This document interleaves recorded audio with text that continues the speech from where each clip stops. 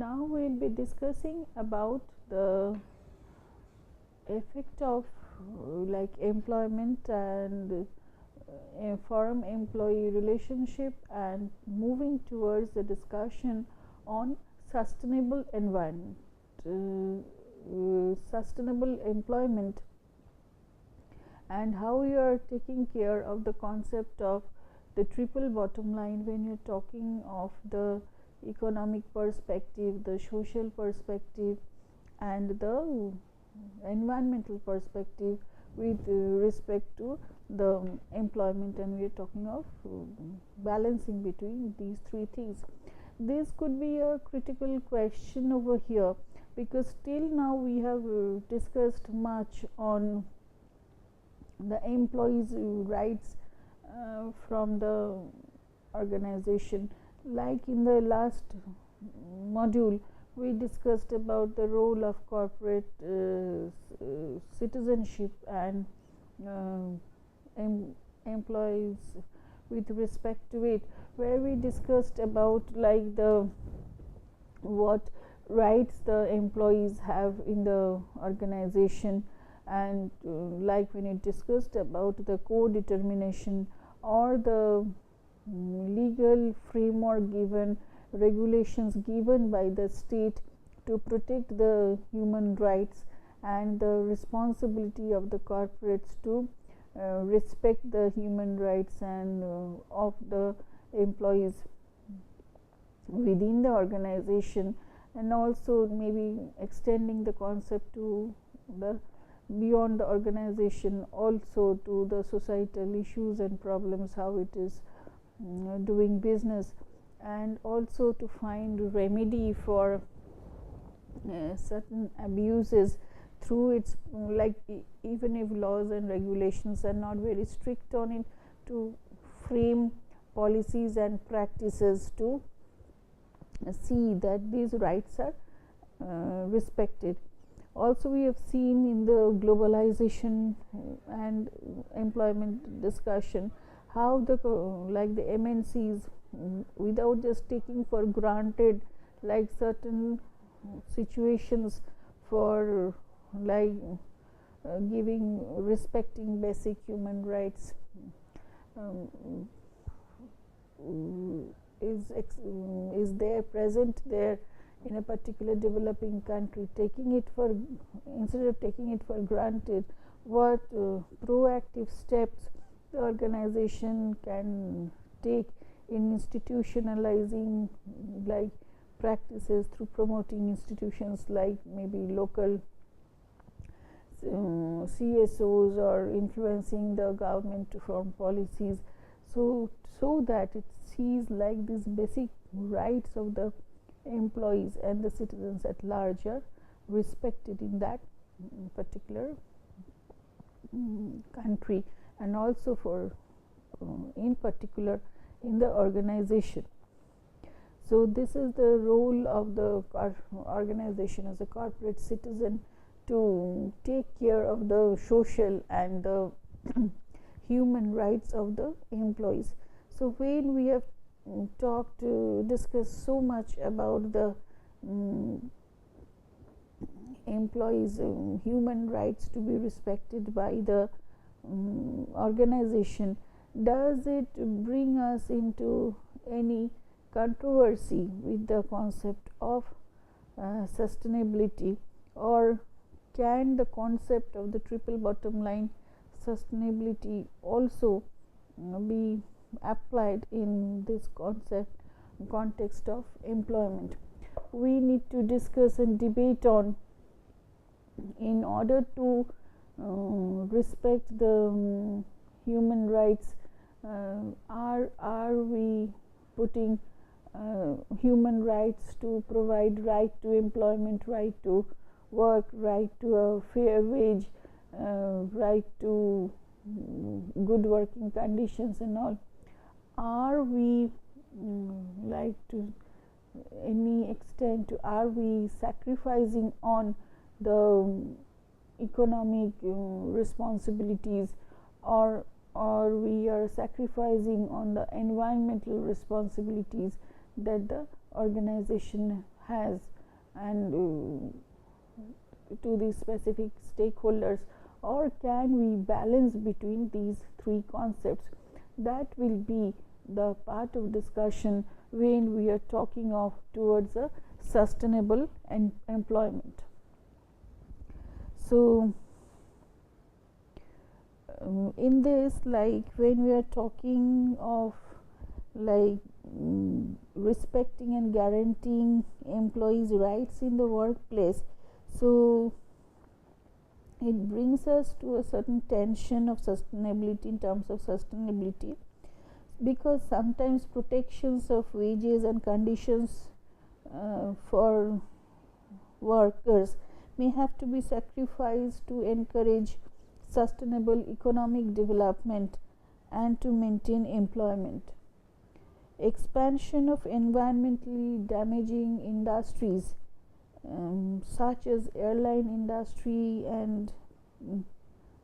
have to be promoted because they are seen as good for job creation. So looking at this, is there any sort of trade-offs between the protecting employees and protecting and promotions of various other aspects of sustainability? On the other hand, it is also possible to have a link with different aspects of sustainability and the protection of human rights. Suppose if people are not happy with the work that they are doing, if they are not employed in a work which is meaningful to them, then that and actually they are not able to identify themselves with the work that they are doing, so and they are only dragging themselves to the work, then in many cases there is a disconnect between the work that they are doing and their personal involvement to it, and the back at the mind, so they may be just waiting for opportunities or just thinking of conditions to get rid of this type of job, even if they are not able to do it now. So this creates a lot of tension and stress in their mind, which may have an effect on their performance, the productivity, and may have an effect on the economic sustainability. So because only if they are gainfully employed for doing certain work where they feel like they are able to make some positive contribution, so then it is a long-term sustainability in the economic sense, because they feel they are gainfully employed, they are actually positively contributing towards the job. If they do not see any connection between what they are doing and how it is leading to a certain outcome, so they may not be finding any meaning in the work that they are doing. That because that will give them a sense of respect, like yes, I am contributing to the cause of like the organizational performance. So also it is connected with the social aspect, in the sense if the employees are not being treated properly in the organization, if there is restrictions on maintaining proper social relationships, meaningful social relationships with the other co-workers and the family, their own family, this may be stressful for the employees, and this may appear to them that the work is highly mechanized in nature, and where they actually are there is nothing to contribute about, nothing to discuss about, nothing to like enter into a positive social relationship, share one views with the others, and to maintain a balance, and they're in such a work environment which is long hours of work, which is hampering their relationship with their family members and to take up responsibilities for their families and others. So these may have a social implication also. Also, what we find, like with respect to environment, if the jobs that they are doing, or if the organization is into a business which is harm to the environment at large, so that also is, that type of work doesn't give too much of satisfaction to the employees, because they back at the mind it starts like we are also becoming instruments for providing harm for the environment at large. So these type of job designs or responsibilities, or the nature of the work which is connected towards like the bringing in some sort of or the ways of functioning which is putting some degree of harm even to the environment, may be a source of discomfort for the employees, because they are feeling in some way or other, directly or indirectly, they are also contributing towards this, and by the nature of the work that they are doing. So these type of things may be our concerns, through which the concept of sustainability and employment gets linked with each other. And now we'll try to see how this can be dealt with through some sustainable employment practices, so that the concerns about the three perspectives of economic perspective, social perspective, and environmental perspective can be taken care of through sustainable employment practices. First, we'll look into the practice of like re-humanized workplace. The alienation, as we were discussing, alienation of employees from the workplace due to the this industrial mass production. This has happened because due to this tremendous use of technology and mass production, then fragmentations of jobs, people are not able to identify with the work that they are doing and what it is ultimately leading to the end part, and how they are contributing towards it. So they are not seeing any gainful employment, meaningful employment in the work that they are doing, and how it is adding value to the whole process of the organization. So this have brought, no doubt, tremendous efficiencies and material wealth, but have also created a prospect of dehumanized and de-skilled workplace. So there is an attempt now to re-humanize the workplace, because employees have like they are social being, they are people who can make rational decisions, can contribute positively to the processes of the organization. So the attempts to re-humanize workplace includes employee empowerment, where some decision making aspects are given to the employees, where given their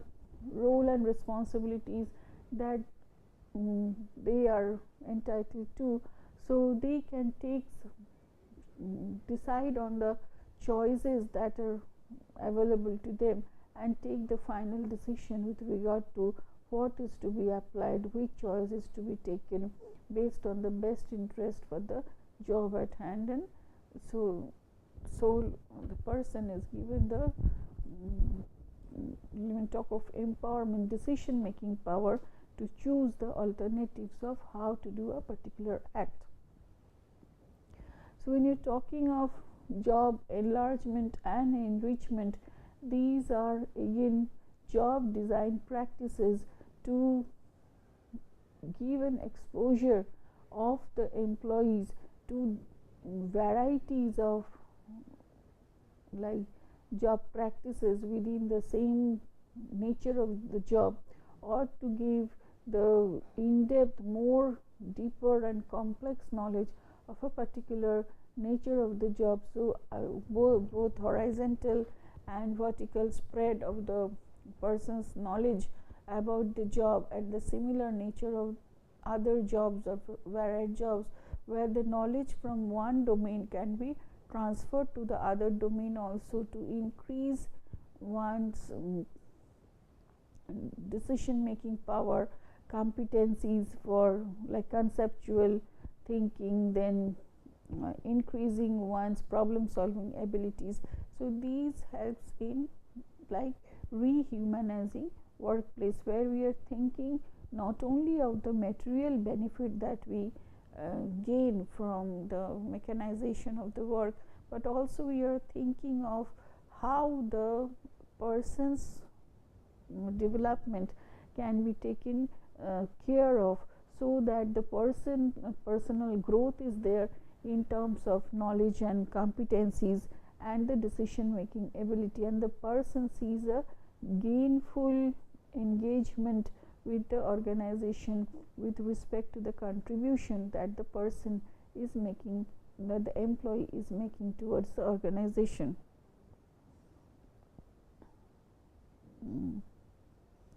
So however, the success of such schemes are contested, because as already discussed earlier, the all these practices empowerment because correspondingly it brings in accountability. Job enlargement and enrichment, it's giving you an exposure to the depth and spread of the job and the other similar nature of job. So this, the intention with what it is done, is it for the like intention is for to make the person grow, and the employee is the growth of the person, the growth of the employee, personal development and growth of the employee is an end in itself that is desirable, or by giving this knowledge or exposure to the employees, they are just being treated as a means for certain other outcomes, like maybe dumping some responsibilities on them and making oneself free of certain decisions taken, so that if something unethical is pointed out, the fingers can be pointed towards the employees and told it is they who have made the decisions, because they are empowered to make the decision and we are not accountable for it. Or giving an exposure to job enlargement and like enrichment, reducing on the workforces and making the employees do more jobs, more longer hours, and like making the role responsibilities ambiguous in nature, so that people cannot define the responsibilities of a particular job, and reducing on the workforce, telling now you are trained to do it, and like dumping more work on you, more than that you can perform. So what is the intention of all the practices taken will determine the success of those schemes, and also the ethical and unethical issues related to it. So, and it is like based again on the intentions and how it is seen, the power distance, the national culture of the particular area that where it is functioning. So based on like the preference, employees preference for autonomy or not preference for autonomy, whether they prefer to be guided or not. So these will determine, of course these are determined by the national culture of a particular region, and this of course will determine whether these schemes are appropriate in particular culture or not.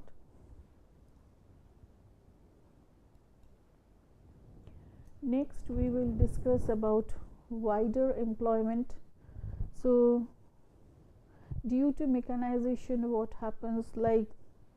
large numbers of people become unemployed because less number of human beings are required to do a job as a result of mechanization.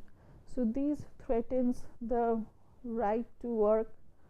then the social fabric of particular communities, and like new technologies doesn't declare the end of work. So we have to understand, yes, mechanization is there and we cannot prevent it, but what we need to be careful about is that by the process of mechanization, like we are not introducing a nature of work which is creating a further differentiation between those having a job and those not having a job. Those with particular skill sets and competencies who can apply for your job, and those who are not trained properly in the particular competencies that is demanded by you, so that they even cannot apply for your job. So when we are talking of sustainable work practices and wider employment, maybe we are talking of the responsibility of the organization to design jobs within its organizational framework in such a manner to so that all sorts of people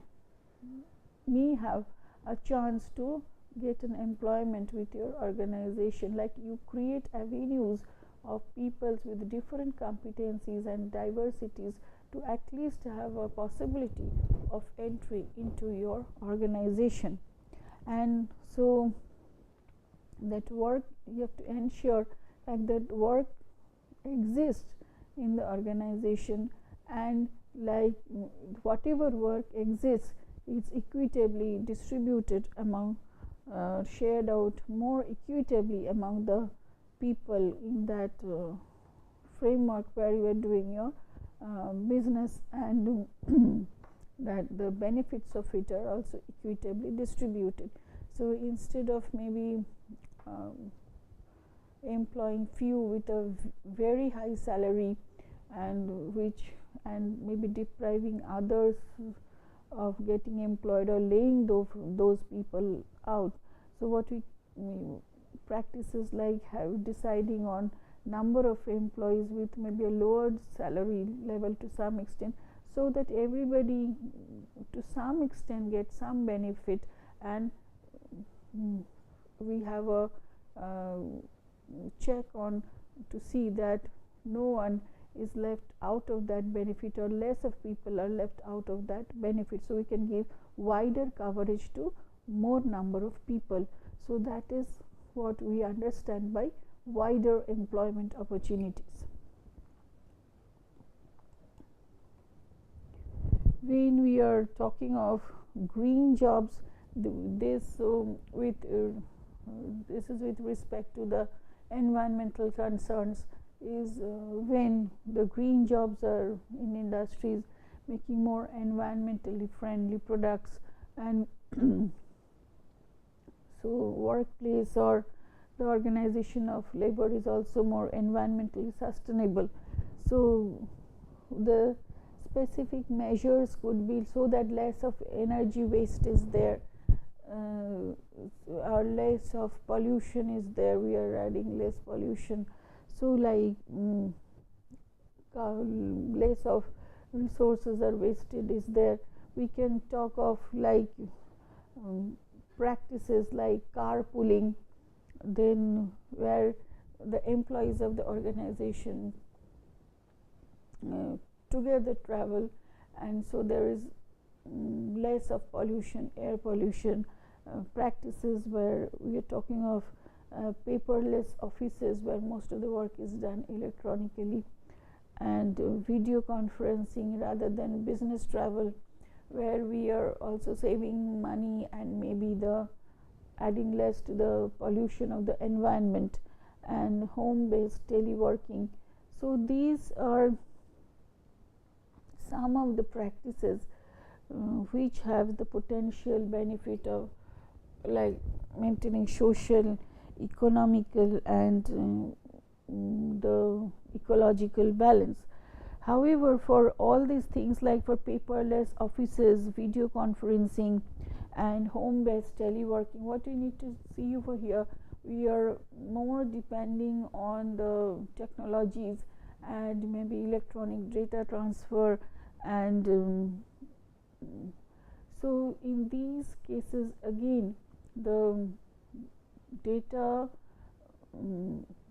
data security and maintaining of electronic privacy, these issues will be like these are intertwined issues which needs to be taken care of while we are talking of these modes of job design, which is taking care of the social, economic and ecological perspectives.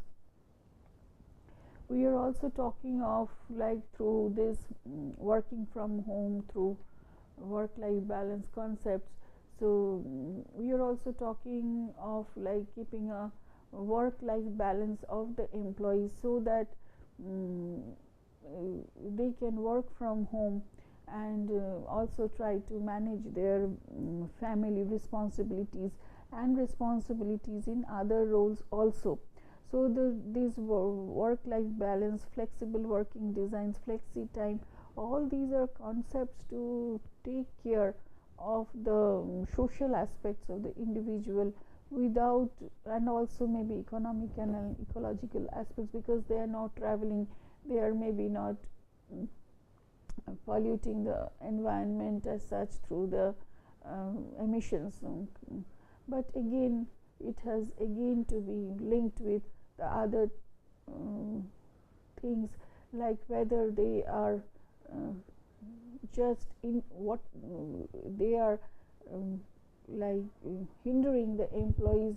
rights to like the benefits from the organization, like what the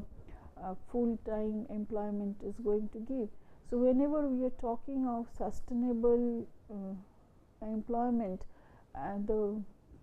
main way, the main discussion is to see like whether we are able to balance between the three aspects of economic, ecological and the social aspect of the work, and also to, and in that aspect maintain the employees' rights and corresponding duties to the firm, and also the duties of the employers to the organization. And there is a balance of these concepts and the connecting of these rights and duties aspect to this sustainability perspective also. So that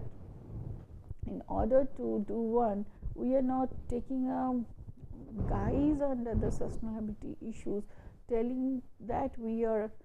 doing this, but actually we are not respecting or addressing the rights of the employees in the firm and our corresponding duties to them. So it has to be a balance between these two facts. So we have to take care, the sustainable employment practices have to be such like the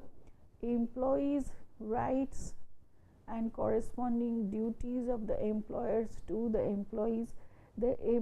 duties to the firms are respected within the framework of sustainability, that is the economic perspective, social perspective and the ecological perspective. So in summary, in this discussion we have discussed the specific stake the employees hold in their organization. We have discussed how deep the involvement of corporations of the employees' right can be, the corporate responsibility for protection and facilitation of these rights, particularly complex and contestable when their operations become more globalized, and we have considered corporate citizenship and employment relations in different contexts. Also we have considered the concept of sustainable employment. with respect to the balancing of the rights and duties, and how it can be brought within the framework of sustainable environment. Thank you.